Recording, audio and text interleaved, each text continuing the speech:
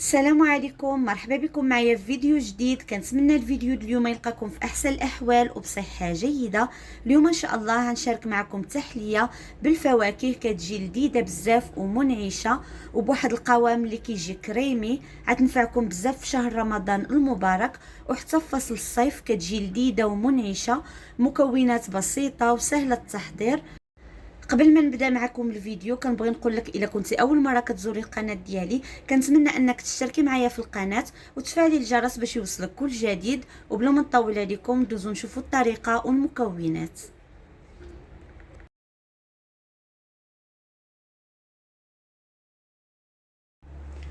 بالنسبه للمكونات اللي غنحتاجو باش نحضروا هاد التحليه، كنحتاجو الفواكه. انا هنا عندي الكيوي اللي قطعته مربعات صغيره، والتفاح حتى هو قطعته مربعات صغيره، والفريز حتى هو قطعته مربعات صغيره.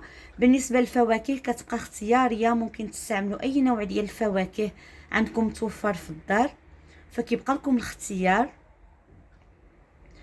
عندي هنا نص لتر ديال الحليب، 2 معالق كبار ديال السكر سنيده. السكر دائما كيبقى حسب الذوق.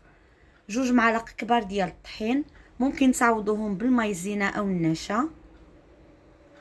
عندي هنا ياغورت بنكهة الفراولة، ممكن تعوضوه بياغورت ديال الفاني. وعندي هنايا النكهة ديال الفخومبواز، تقدروا ديروا النكهة ديال الفراولة اولا ممكن تستغناو عليها تماما الا ما كانتش عندكم متوفرة في الدار. دابا ندوزو نشوفوا الطريقة ديال التحضير. كما كتشوفوا كندير الحليب في كاسرونه، كنضيف عليه السكر والطحين وغنخلط هاد المكونات جيدا بالطراب اليدوي. وعندي الكاسرونه فوق البوطه على نار متوسطه مع التحريك المستمر. كنبقاو نحركو فوق البوطه حتى كيتقال لنا الخليط. دابا في هاد الاثناء غناخد هاد الفواكه غنخلطهم مزيان مع بعضياتهم بهذا الشكل هذا.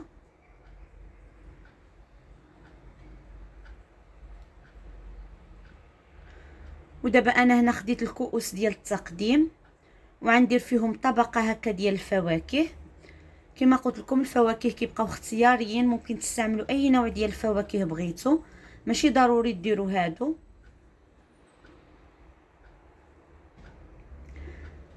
دابا كما كتشوفوا بعد ما تقلنا الخليط كيولي على هذا الشكل هذا.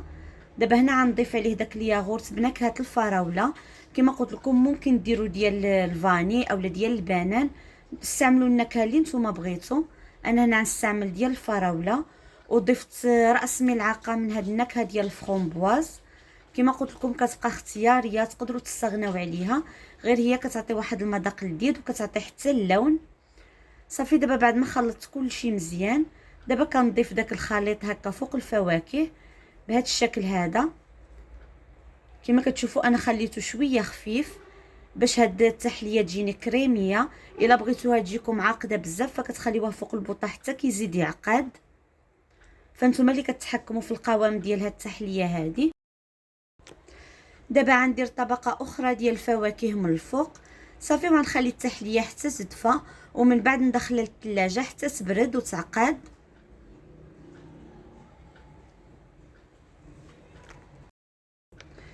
هذا هو الشكل النهائي ديال التحليه ديالنا، كتجي على هذا الشكل هذا. كما كتشوفوا داك الطبقات كيجيو باينين ديال الفواكه والكريمه، كتجي رائعه. دابا غنوريكم القوام ديالها كيفاش كيكون. كما كتشوفوا كتجي كريميه. انا هنا شاركتها معكم كانت باقا ما عقدتش بزاف، كانت باقا دافيه باش نكمل معكم الفيديو.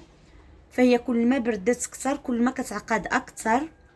كما قلت لكم الا بغيتو تجيكم عاقده بزاف فكتخليو داك الخليط فوق البوطه حتى كيزيد يعقد.